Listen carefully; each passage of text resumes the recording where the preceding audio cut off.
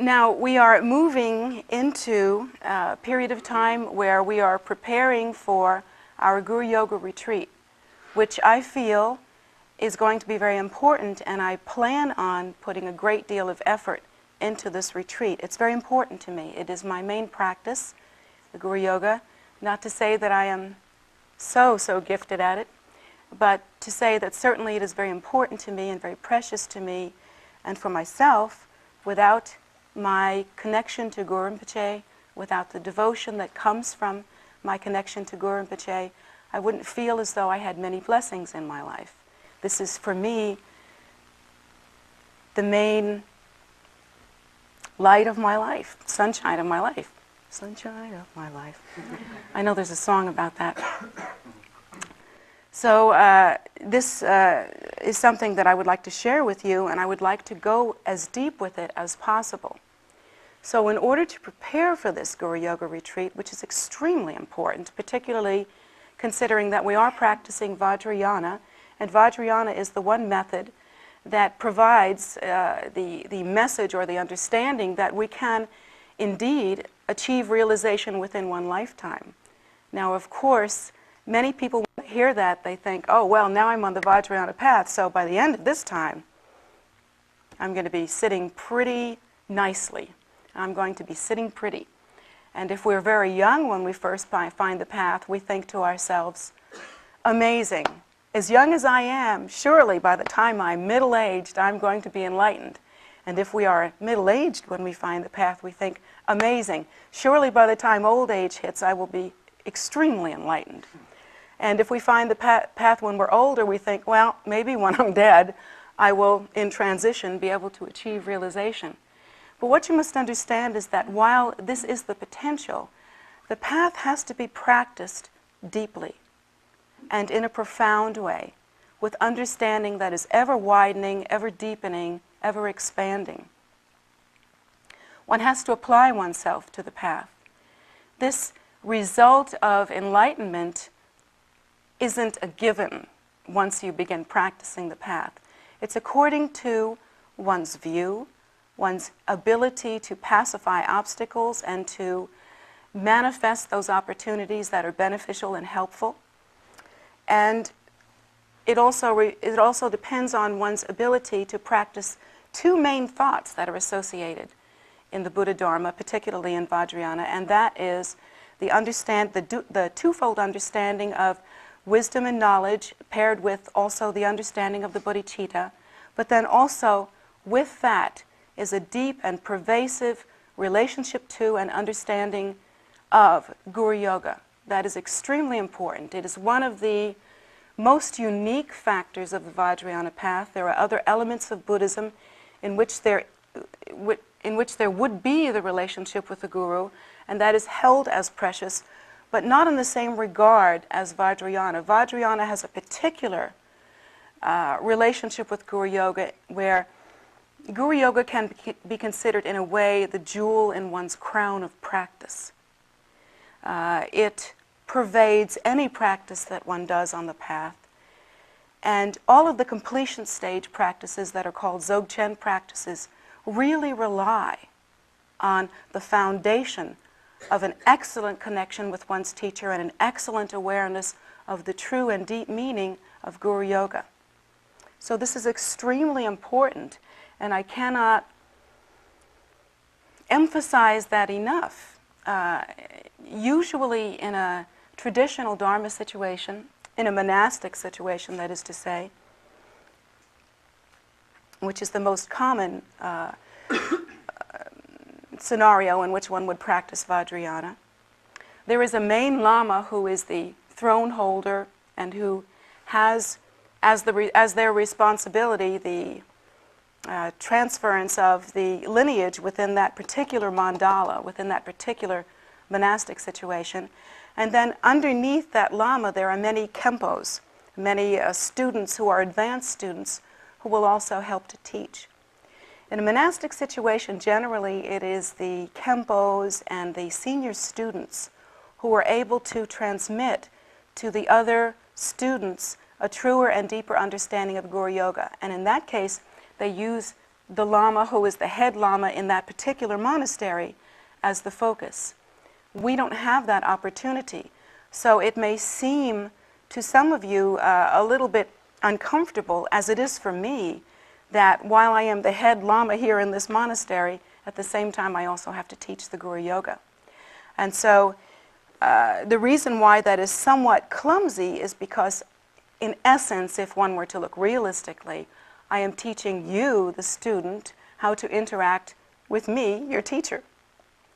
And so it would be better if there were other students or other Kempos or so forth who could do that, less clumsy. But we have to make do. This is America, and we'll do the best that we can. So let's play a game. Let's make it fun. As you know, the way that I like to teach is a way in which we extract the essential nectar or essence of the Buddha Dharma without changing its meaning, and apply it to situations that are familiar to Westerners, so that conceptually we can internalize better than we would if we simply describe the religion in a traditional sense, only translating the words.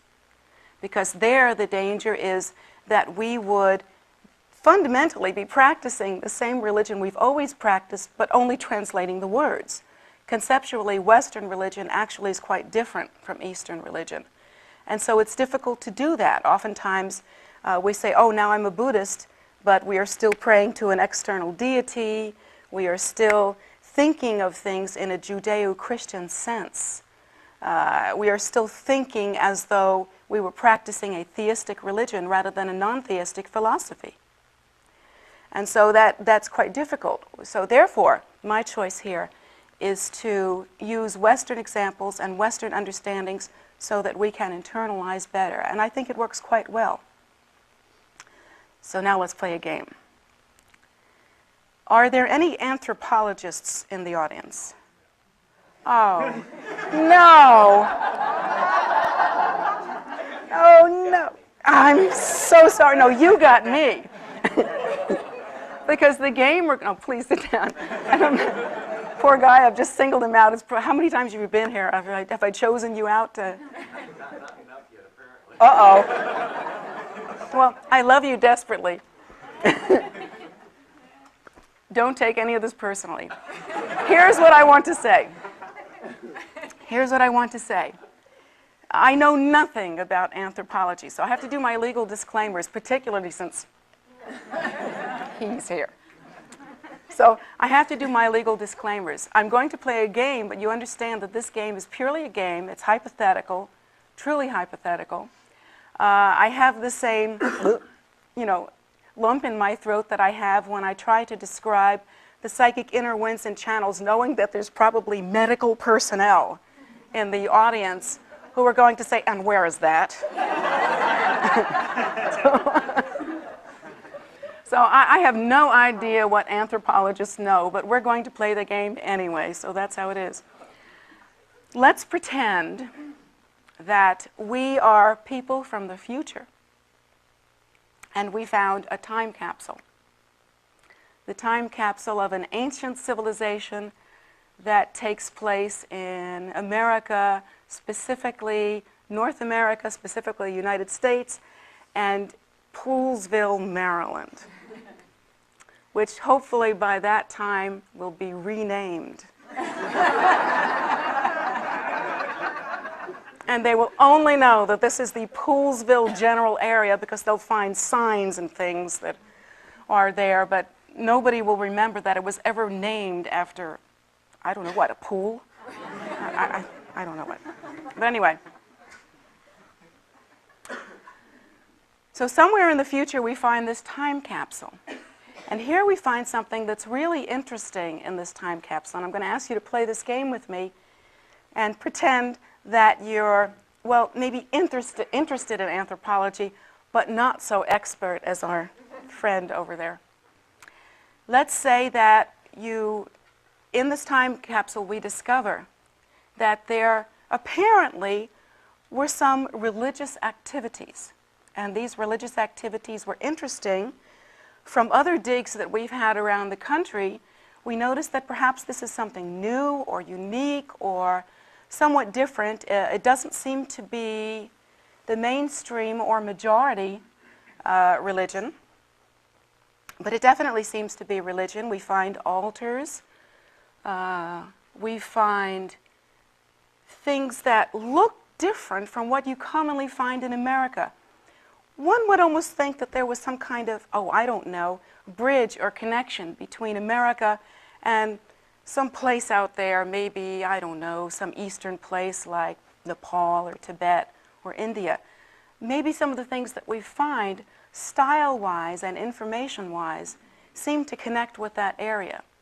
But still in all, this seems to be very American. We notice that when we dig up the altars as anthropologists, we find that on the altars are these figures. And when we examine these figures, it's kind of interesting because it seems that in this place in Poolesville, there were predominantly Caucasians, African Americans, not that many Asians. Yet here on this altar, there are people with Oriental eyes and a very Asian look. Wonder what we'd think about that. That's pretty interesting. Wonder what that means. But then we dig a little bit more and we find out, let's say, that there was a teacher in this place, and the teacher in this place was not at all Asian. In fact, we find evidence that while this teacher was teaching, that apparently she was a female, sat on this throne, and she taught and had different religious and ritual activities from what information we can gather. But interestingly, she looked very much like the students that she taught. We find that she lived nearby. And that nearby, you found, just a couple of garments like the traditional ones, like the chubas that one finds in modern Tibet and Nepal. So we find a couple of garments like that, and we find in her house also a meditation room with many ritual objects there. But then we look in her other closets.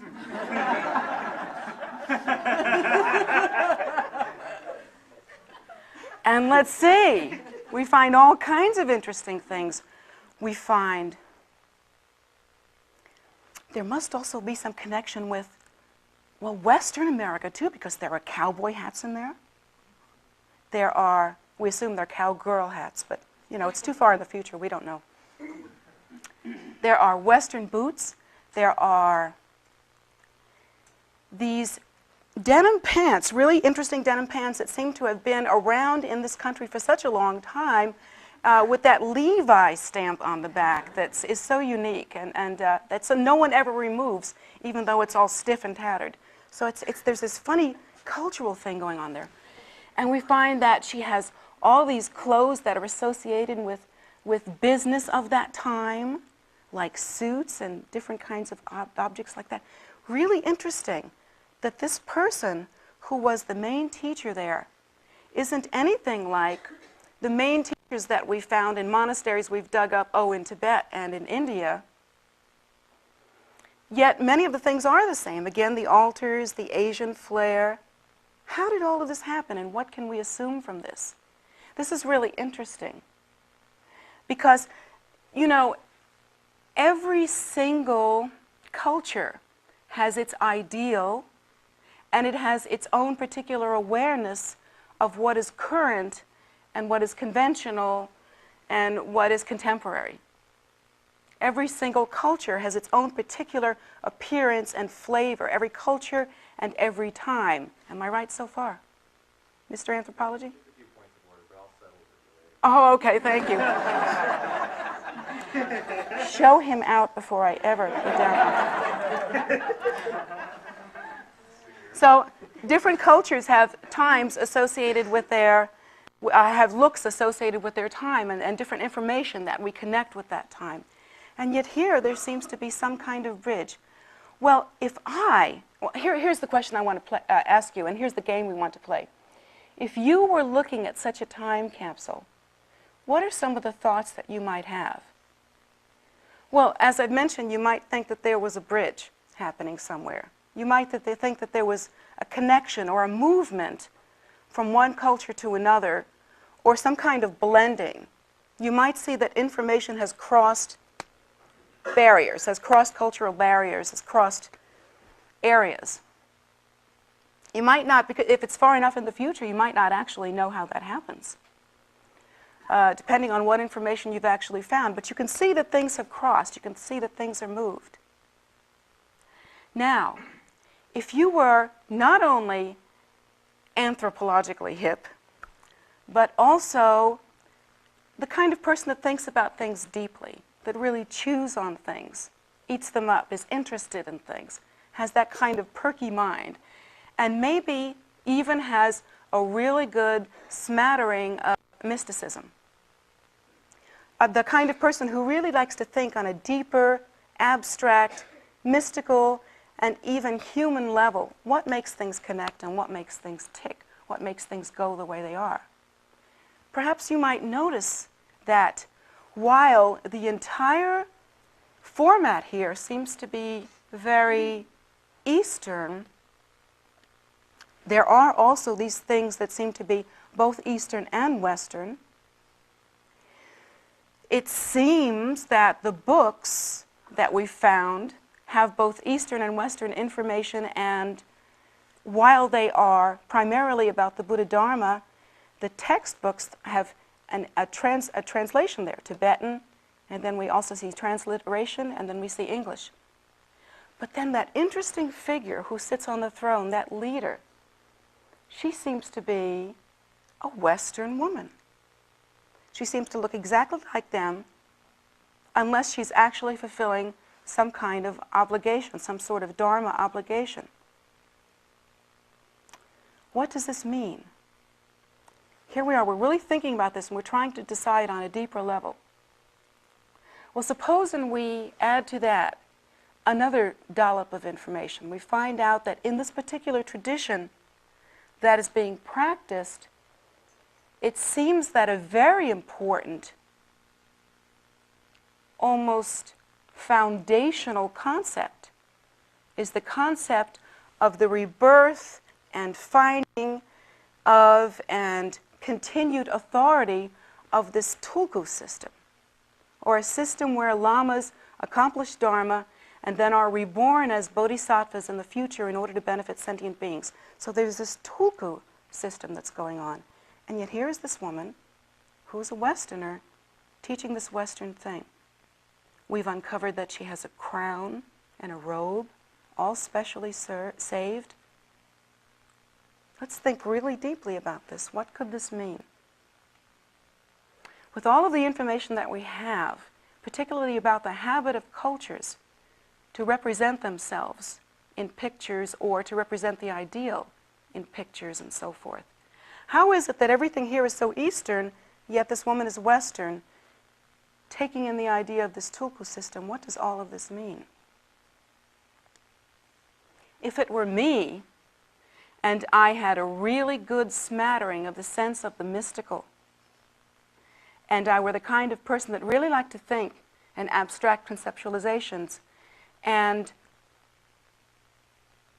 were the kind of person that had the habit of reaching for penetrating insights, deeper insights, I might assume from this scenario that being as though she seemed to be of the same race as the students that she was teaching primarily, it might be, with all of these factors intact, that something really remarkable was going on here. And we might assume something about the students from this information.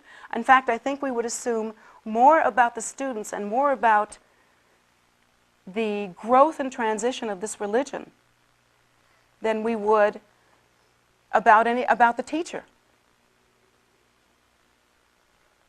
I think we would assume about the students, or at least I would assume about the students, that they were connecting or toying with, or somehow that it was a factor that the students might consider themselves capable of achieving realization. I might think that, because if this teacher, according to the information that we've gathered, is considered to be, whatever, realized, a bodhisattva, and she appears in the world as them, considering the belief in the tulku system, if this occurs, and this person is chosen and recognized to be a teacher for these Westerners, what is the communication? The communication is that this religious gathering, this spiritual event, is geared towards these Western students, and that there is something that is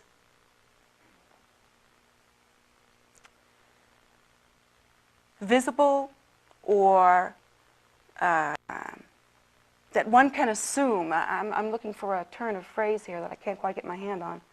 One can assume that there is some kind of connection between the Western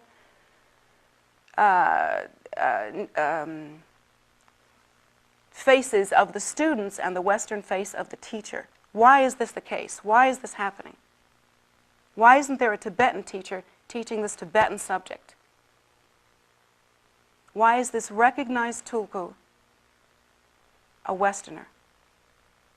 I would assume that there is some special connection between that student, those students, and that teacher. That there is a subtle, under the surface message here. There is a communication that says, while the Buddhas appear as Easterners in these statues, and that is one set of facts or information, there is also another bit of information that is being displayed here. And that is that wisdom, or bodhicitta, or perhaps realization, perhaps Buddhahood, however you want to put it, whatever it is these people were going for, also appears as a Westerner, with a face like them. I've been thinking about this a lot. If I saw this in a time capsule, this is what I would assume was occurring here. This is what I would see. Because I would pick up how interesting it is that all of these things are so Eastern, and yet this is in a Western place, and this Western transference is happening. I would assume that at least this is a distinct possibility. Now, if we play this game and we ask ourselves, could one assume this? Could one assume that there is a real bridge happening here, a transformation from one culture to another, and that the message that is being conferred here is that this is for you? This is for you, the Westerner. There is a connection here. Now Buddhism becomes also an American thing. Now Americans are doing it. There is an American teacher, and she is held up as being a wisdom dakini, a wisdom emanation. You wonder if in that day and age when all of this was occurring, how those Western students felt about a Western teacher. They might have thought, well, this is cool, I can understand her better. Or maybe they might have thought, well, this is not authentic. You see, it can't be authentic because she's not one of them. She doesn't look like the guys on the altars. She's not even a guy. So how authentic can it be? So they might have thought that. Or they might have thought, well, I'm looking for the face of my true nature. If they picked up any Dharma books that really conferred information on the Dzogchen level, they might understand that the game plan here is to awaken to one's own primordial wisdom nature, in essence, seeing one's true face. That there might be something very profound about the fact that the students are Western, and so is the teacher, different from the system. They might puzzle about it a great deal. They might not know exactly what's going on, but these are some of the thoughts that might happen. I certainly would think like that. What would you think? What would you wonder about the people of that time? It reminds me a little bit of when I go out to Arizona and I visit the Indian ruins. And you see the artifacts that they've gathered and look at the ruins, and then you hear the assumptions that are made. They have many national park centers where what has been dug up is displayed, and all the assumptions that are made about this period of time because of these artifacts that are brought up are discussed. And you can see how they gather information, how these scientists gather information. And the assumptions that are made about certain structures. But there's no real information that says, that's kind of like a manual that one gets when putting together a toy that comes in many parts that says, all right, part A is this, and part B is this, and part C is this, and this is how A, B, and C all connect together. We have to make assumptions. And so this, I think, would be an interesting thing to see in a time capsule in the future.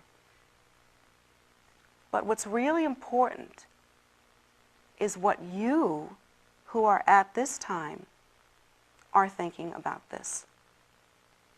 In the future, scientists may dig us up and puzzle us out, and they may have all kinds of ideas. Some of them might be really cool. Some of them might be right on the money. Some of them might be really fanciful and out to lunch. But you who are here, present at this time, in this exotic place, doing this thing that is not a front runner in your society, doing something that has a very Eastern flavor, but in this Western contemporary setting, with this Western contemporary teacher, what do you think about it? Unfortunately, the problem is that we don't think about it. We don't think about it enough. Because if we did, we would begin to understand that there's a very, very important factor here that we need to come to grips with. We need to understand. That should make us as Dharma practitioners feel at home. That should make us as seekers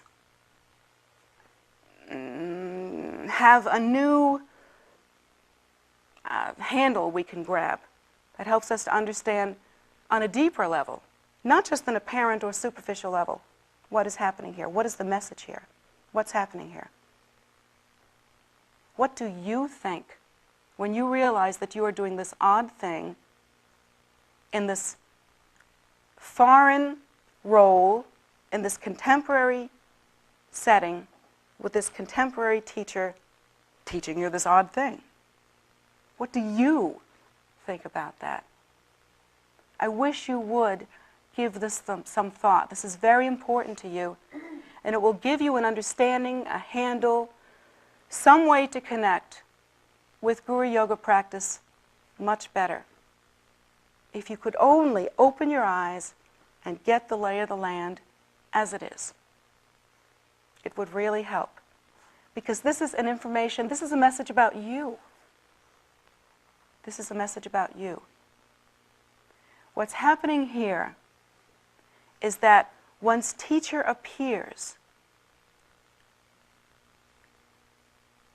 and again, this is from the Dharma perspective and specifically from the Vajrayana perspective, where pure view and deeper understanding is absolutely essential.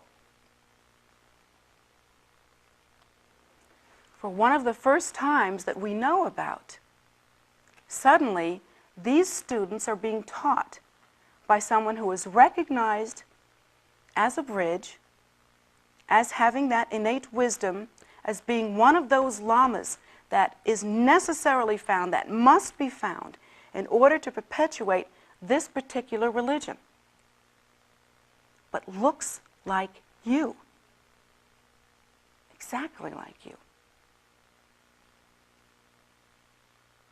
If you think about this, the message here could be, should be, hope it is, the greatest joy of your life. And that is that this is about me, you. When we're talking about who can achieve realization, who can accomplish the precious awakened state, and we see how this transmission comes to us in the world, when we see the appearance of the deliverance of that path, when we see the appearance of the Buddha nature in the world, appearing as the Bodhisattva, our teacher, when we see the appearance of the path in the world, when we see the appearance of this entire scene in the world, we see that it looks like us. So,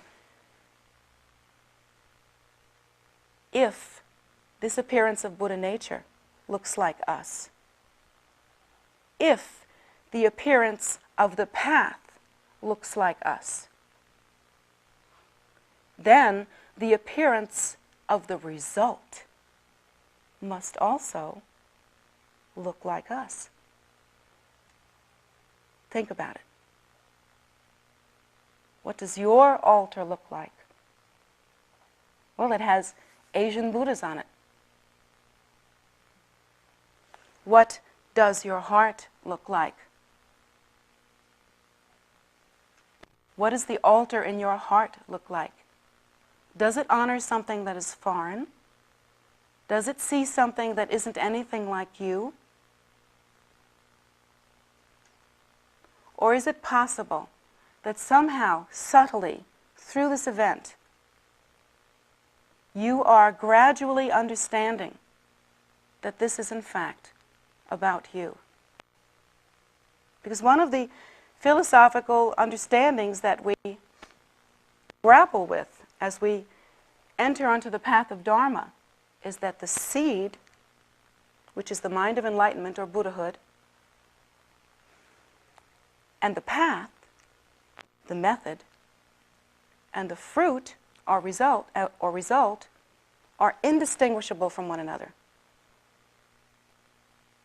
Indistinguishable. They are interdependent, inseparable, and indistinguishable. So the appearance of the Buddha Dharma in a form that looks like us, talks like us, lives like us, acts like us, is a way for us to understand that the face of our true nature, the face of Buddhahood,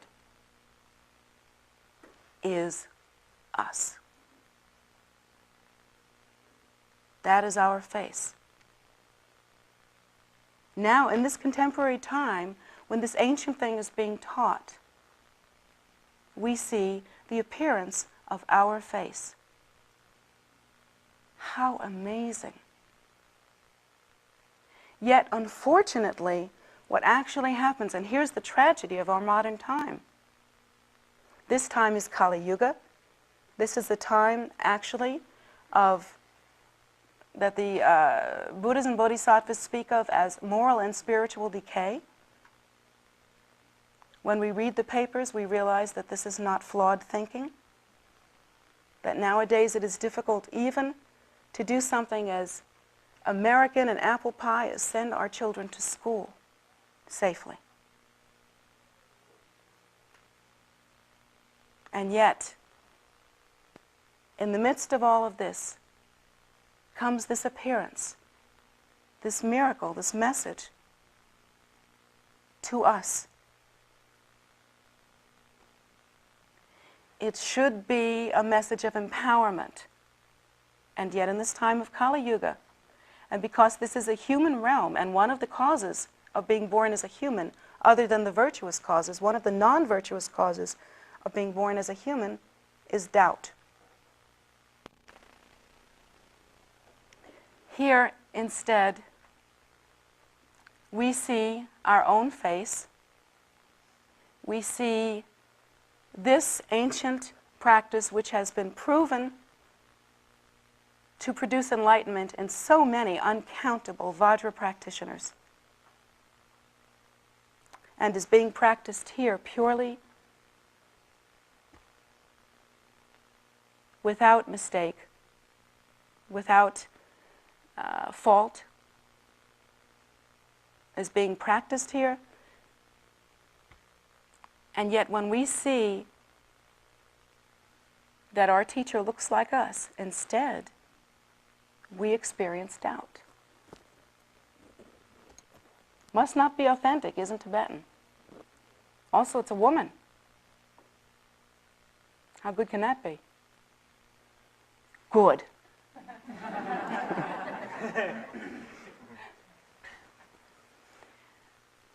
But we don't have the perspective of time. We are now in the middle of this transition. The transition hasn't already happened. We're not on the other side of it looking back and saying, oh, this was the moment when this event happened. When the Buddha Dharma actually took root in the West as us, became our thing, and we achieved realization. We don't have the perspective of time. We are in the middle of that transition now. And we don't know how to think. Yet here we are, we're looking at this face that looks like us, and then we look at this face on our altar, and we don't know what to think. How amazing, how weird.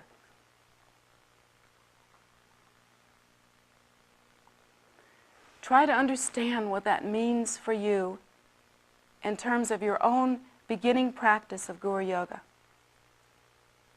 How amazing to be able to practice the Guru Yoga so much more deeply. Because one of the things that we learn when we practice Guru Yoga is that the teacher becomes for us not somebody you should be,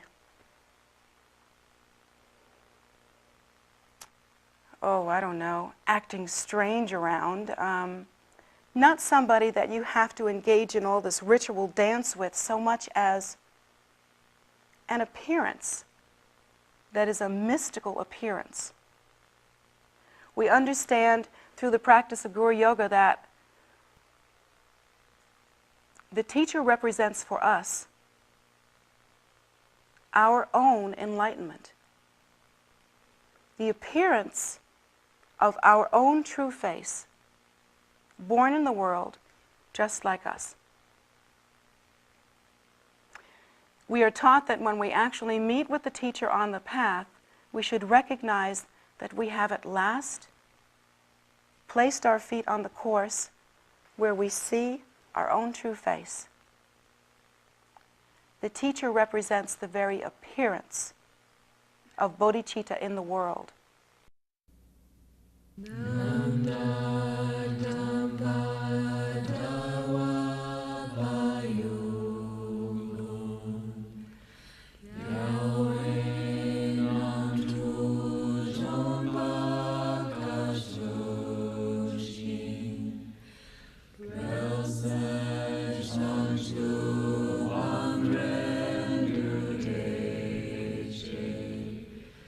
Juling is the